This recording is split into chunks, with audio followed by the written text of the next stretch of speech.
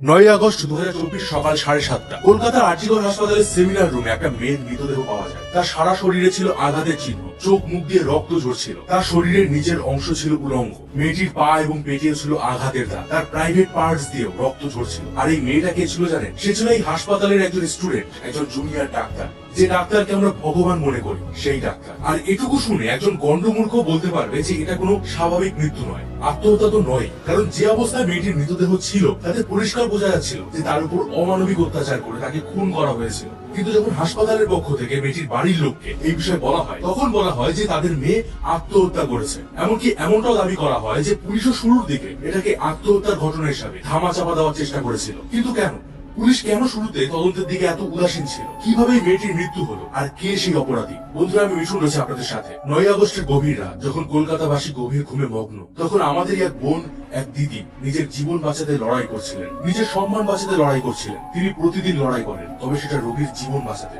কিন্তু আজকের লড়াইটা ছিল তার নিজের। সে আপ্রাণ চেষ্টা করেছিল নিজেকে বাঁচাতে, কিন্তু পারেনি। হিংস্র জন্তুর শিকার হয়েছিল সে। তো চলুন আজ এক হেরে যাওয়া নারীর কথা বলবো, যে চোখে স্বপ্ন দেখেছিল মানুষকে সেবা করার। কলকাতার নাম করা হাসপাতাল আরজিকর, সেখানে 31 বছর বয়সী পোস্ট গ্রাজুয়েট স্টুডেন্ট এবং জুনিয়র ডাক্তার অভয়া। এখানে আমি তার আসল নাম বলবো না বা তার ছবিও দেখাবো না। আমি অনেকে দেখেছি ফেসবুকে এবং অন্যান্য সোশ্যাল মিডিয়ায় অভয়ার ছবি সহ পোস্ট করতে। দেখুন, একজন রেপ ভিকটিমের ছবি এবং তার আইডেন্টিটি পাবলিশ করা সেকশন 228A আইপিসি তে ইললিগাল এবং এটা একটা ক্রাইম। তো বৃহস্পতিবার তার 36 ঘন্টার ডিউটির পর রাত 12টায় অভয়া আরজিকর মেডিকেল হাসপাতালের চেস্ট ডিপার্টমেন্টের সেমিনার রুমে যান। এখানে তার সাথে তার বন্ধুরা ছিলেন, যাদের হাসপাতালে সেদিন নাইট ডিউটি ছিল। রাতে অনলাইনে খাবার অর্ডার করে তারা খাওয়া দাওয়া করছে। অভয়ের মায়ের এই কথাটা যে কতটা কষ্টের, কতটা ব্যথা, এই খুনিরা কোনোদিন বুঝবে না।